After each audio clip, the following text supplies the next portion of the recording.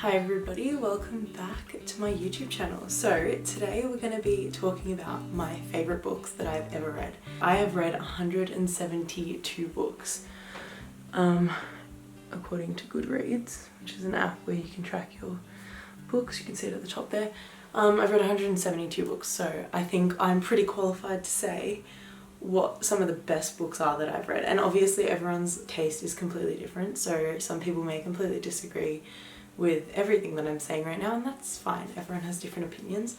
I do read romance predominantly, so if you're not into romance, then this might not be the book recommendation video for you.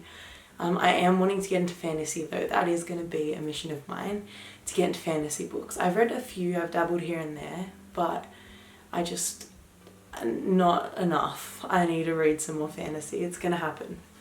So I'm going to start off with some of my favourite books that I actually own the physical copy of, and then we'll move across to the Kindle books as well. But I don't think there's many that I don't own the physical copy of that belong on this like 5-star reads list. These are like my favourite books of all time, okay? So first up we have the best books ever. These deserve so much more like acknowledgement from people. If I was to recommend anything to anybody, this is what it would be. The Dark Verse series by Ronya. This is just incredible. It is a mafia-based romance, but she likes to just refer to it as a dark romance, not really mafia, because there's elements of the mafia in it, but it's not heavily, like, it doesn't get involved in all of the politics of the mafia.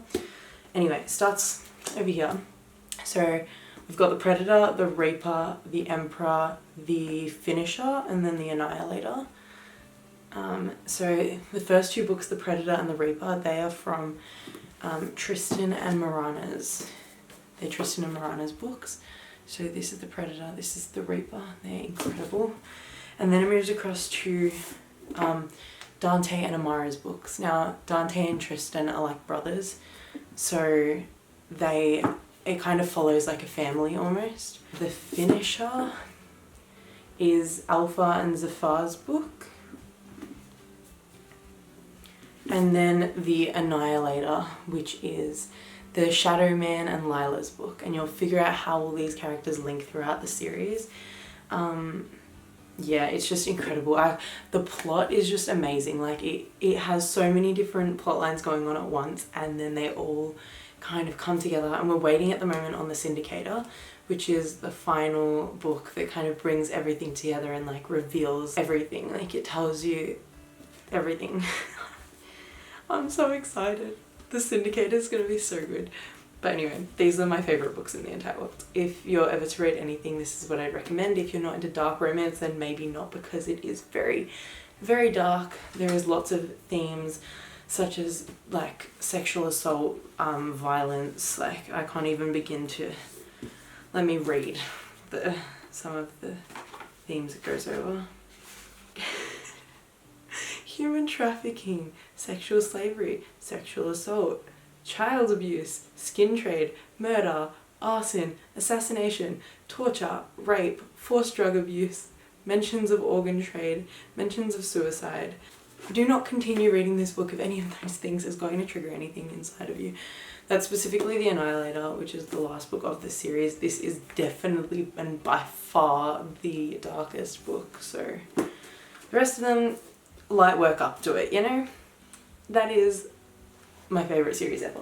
Okay, next up we got Gothicana, which is by the same author, Ronyax, and Gothicana is a gothic historical romance. Oh, is it historical? Gothic romance. The next book that is being released in the series will be a historical romance, based in the same like place in Verranmore, which is, it gives me like Harry Potter vibes. Very different, but like the vibes are the same. Gothicana, yeah, gothic romance. There's lots of triggers as well in this book, so I'd recommend researching. That's great. Anyway, now to some lighter hearted stuff. These two books bring me so much joy. I do need to reread them though, because I read them 2 years ago, so I've forgotten quite a bit. We've got Colty and the Wall of Winnipeg and Me. This is an American football like romance. This is a soccer romance. Both of them are slow burn romance books, so they take a while to build up, which is good sometimes. You've got Colty, which is about a soccer player and a like really famous, well, the best soccer player in the world who becomes her coach for a little bit. And it's kind of a romance between them, and she like really looks up to him and stuff.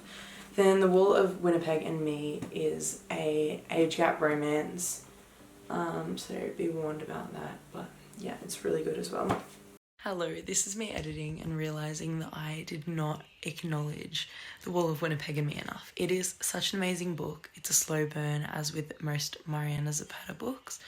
And it's just fantastic. So I'm going to give a brief synopsis of the book. It is about a woman, Vanessa, and a guy called Aiden. He is an American football player and she is his assistant. And she realises that he's not respecting her enough as an employee and decides to quit her job. She's been working for him for years, so she knows the ins and outs of his life. And he just never appreciated her until she quit. And then he realised how much work she actually did in the house and how much work she did for him and running his life, and he just couldn't work without her. So he ended up showing up at her doorstep one day and offering a proposal, and then that's where the romance starts, and it is a very, very, very slow burn. I think it was about 600 pages of slow burn. Next up we have Things We Never Got Over by Lucy Score. This book is so good. It's very intense and then it gets a bit lighthearted and then it gets intense again. And it does have quite a bit of like violence throughout the book as well, and there's lots of like sister rivalry throughout it. It's a small town romance, which is quite cute. But yeah, just be prepared, it's not as like cute as the cover may make it seem. By the way, this is not in any particular order that I'm saying them in, except Ron Yex's books are definitely like my top favourite. Okay, next up we have Hook, Line and Sinker. I love Hook, Line and Sinker. This is one of like my top favourite books ever. I think it's so cute and like the main character is so funny, and just reading from their perspective is amazing. It is a duet, so we've got It Happened One Summer and Hook, Line and Sinker.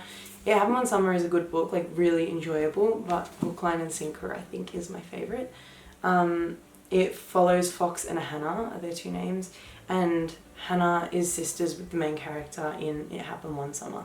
So that's how they relate. It's in like a small town, a small fisherman town, and that's really good. Forced proximity is one of the tropes within it, which is always fun.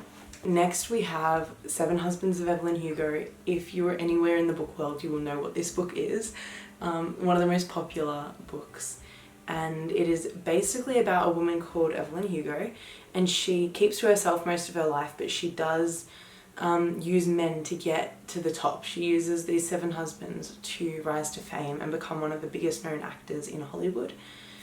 It tells her story through like an interview style. So this woman called Monique is interviewing her, Evelyn Hugo, and this is when Evelyn is in old age. So Monique is interviewing her quite a significant time after she becomes famous, and this is the first ever interview that Evelyn Hugo has given, and she gives every single detail, and you're curious as to why she chose Monique to do this interview with and what her plan is, why she's telling us everything, especially all these scandalous details of her 7 marriages. This is such an amazing book. It's very well written and I'd recommend it to anybody of any age.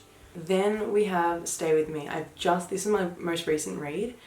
I don't think it's like one of my absolute favourites, but it's like very close. It is about a girl who believes she's a sociopath and she gets put into a psych ward and, well, like a psych school. So like a school for people with psychological issues. It's a romance, but yeah, it also covers dark themes, and then she gets put into a psych ward and you experience her like mentality throughout that process. And then throughout the book it reveals lots of different things about her past as she starts remembering stuff, and it just makes you understand why she is the way she is. There are 2 more books to this series. I've actually not started yet, but I'm going to start pretty soon. And they'll continue on with the series through Ollie's perspective, I think. Ollie is the like second main character. He's the male protagonist, and I'm pretty sure the second book will continue from his point of view, but don't hold me accountable to that because I'm not entirely sure. Okay, and then we have these two books. If you're in the book community, you will definitely know what these are. We've got Verity and Ugly Love. They are not my favourite books of all time, but I do really enjoy reading them, and I've read them quite a few times now. Verity is a psychological thriller, and you follow a woman named Lowen and how she gets given this job to write a really famous author's books, like to continue a series, because the famous author has been in an accident. So basically this woman Lowen is having to continue writing this book series, and to do so she has to go to the author's house and investigate all of her research, and she has to like be in her space and really try to connect with the book that she's continuing the series for in order to get the same writing style. While she is investigating, she finds a manuscript that the author has written, and the manuscript holds lots of really, really detailed bits of information about her life that should have been kept private. This book just absolutely messes with your head. Yeah, you get really confused, and even now I still don't know what I believe more. Once you finish reading it, you'll understand like the conflict between like, do I believe the manuscript or do I believe something else or whatever. This is a good book. I highly, highly recommend reading it as a beginning book to getting into reading as well, because Colleen Hoover's writing style is just so basic and easy to understand. It doesn't take much brain power, which is always a great thing because you don't want to be thinking too much sometimes. So it's great to just get you into reading. Ugly Love is another Colleen Hoover book, and Ugly Love is about a woman called Tate and this guy called Miles, and Miles lives across the hall from Tate's brother. Miles and Tate's brother work as pilots together, so they're off like being pilots quite a significant amount of time, and Tate gets to stay in the apartment.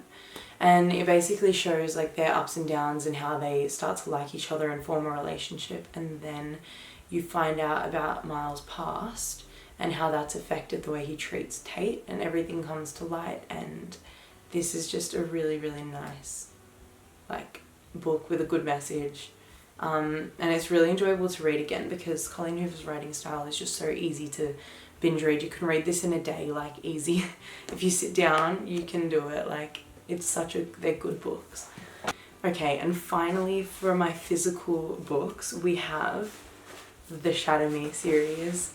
These are just such good books. Oh my god, I can't even begin to explain it. They're like dystopian books. They kind of remind me of Hunger Games vibe-esque. Yeah, they're incredible. This is a 10-book series. These are all the real like books, and then you've got the novellas as well, which I read online. But yeah, they're just, so there's 6 of these, and then there's 4 novellas. They're just incredible. Shatter Me begins the story out with a girl, and she's in I think it's like I don't know if it's like some sort of psych ward or something, but it's like a place that the government have put her because she has powers that they don't understand, and they don't want her to use the powers against them.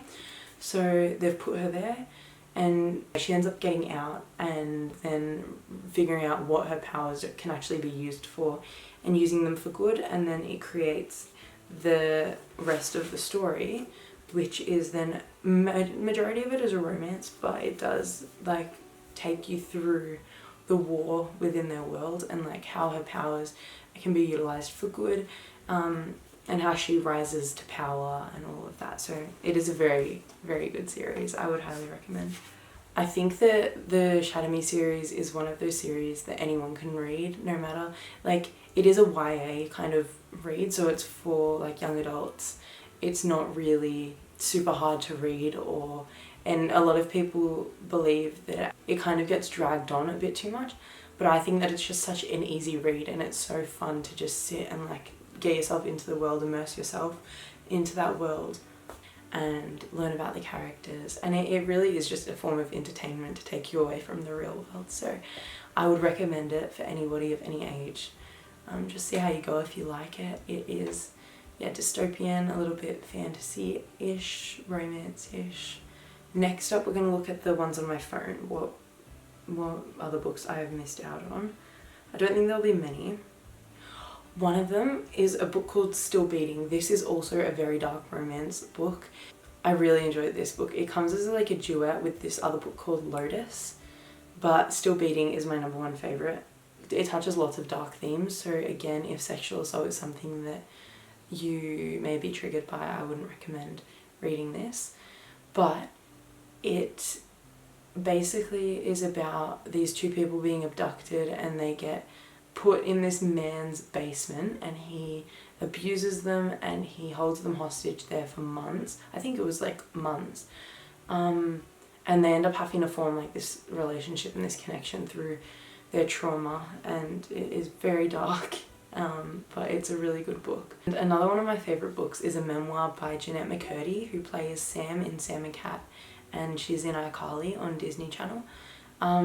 She wrote a book called I'm Glad My Mum Died, and it is such an amazing memoir about her life and how she grew up and the manipulation she went through, the assault she went through, lots of different things, and being in Disney at such a young age and everything. But yeah, I'm Glad My Mum Died is such a good memoir. I would recommend anyone to read it. She writes it in like a comedy, like a comical way, and it really makes it a bit more lighthearted and more approachable, and such a good read. Okay, and finally the last books that I would add to my 5-star reads is the Mindfuck series, and it's 5 books about a police officer who's on a, like, he's got a case to try and find this person who's committing like lots of really insane crimes and like murders and stuff, and then it shows the perspective of the murderer as well, who, as we find out in the first few chapters, so it's not really a spoiler, is the person who he is falling in love with. So basically he is dating the murderer and he doesn't realise, and it shows you the perspectives of both of, I think it's a dual perspective, or it might just be from her perspective. But anyway, you see how he's trying to solve this case. She knows everything about the case because she's in a relationship with him and she's able to find out. And then how she goes about preventing them from finding her.